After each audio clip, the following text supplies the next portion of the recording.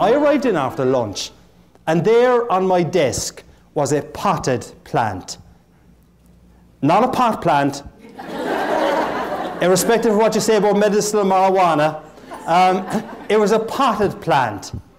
And its bright flowers are brightening the room, but the message attached to it really brightened my heart. And the message read, Conor, life is not always fair. Hang in there. Signed, Carmel.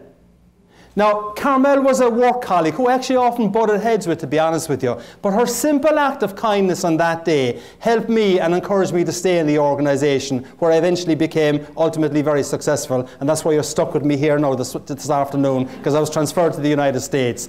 But her simple act of kindness, though, helped me appreciate the impact that simple acts of kindness can have on someone when they are going through tough times. It was 19 years ago I received that potted plant. But even today, when times are tough, when I don't get the business that I want or a contract falls through, I tell you, I can still see that potted plant. Its bright red flowers shining like a beacon for me, helping me and encouraging me to go through and be able to beat the tough times.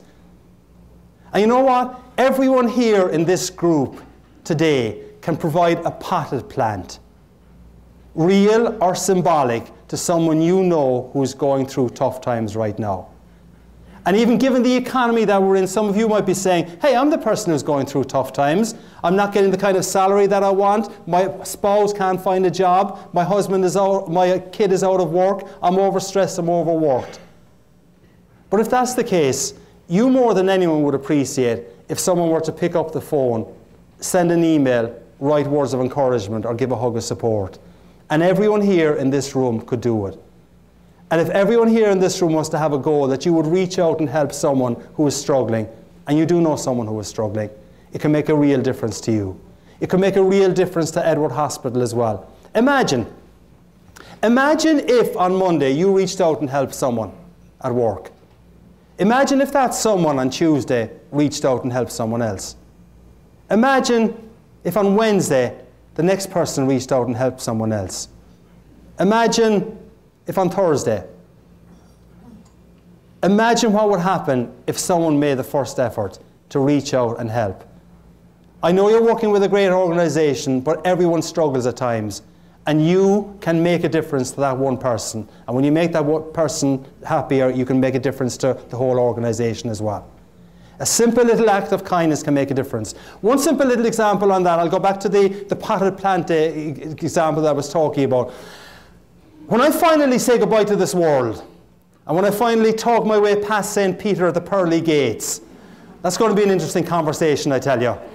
I expect to see, sitting in one of the premier rows in heaven, Carmel, the lady who gave me that potted plant. And there is a rule in heaven, it was introduced by the HR department, that you return, sorry Carrie, okay, that you return potted plants to the giver. I'll go over to Carmel and I'll say to her, with my potted plant, I'll say, Carmel, I never liked potted plants. But the day you gave me that potted plant, you brought the colours of the rainbow, you brought the magic of the leprechaun, and you brought the spirit of that Irish legend into my heart, and you helped me when I was struggling. Thank you. And you know what might well happen? Given the way we are as human beings are, quite likely Carmel might say, Conor, I don't even remember that incident.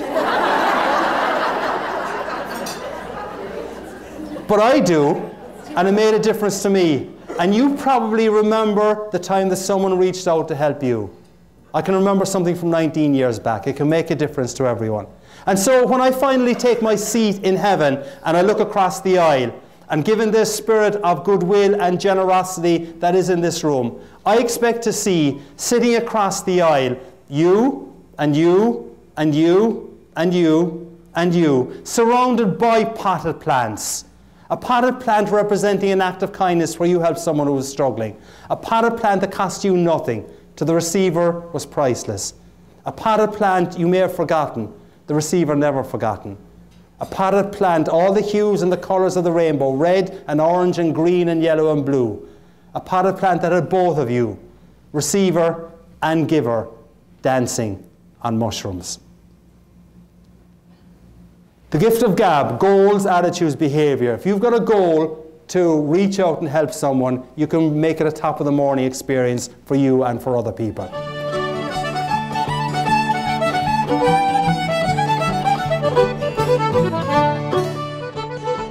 And some of the micro goals that you can have that will make a real difference to you, that will make a real difference to how your brand is perceived. And the final one that can make a real difference, I will give you here, that will make a real difference to how you are perceived and your relationship with your clients is, next time you're having a conversation with a client, listen to what you're saying and ask yourself, do you ever actually mention the client's name in the conversation?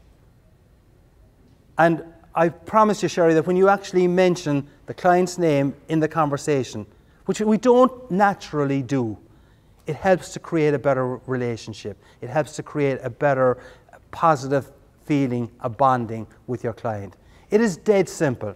And if you're not used to doing it, which most of us are not used to doing it, you will actually struggle to do it for the first few times.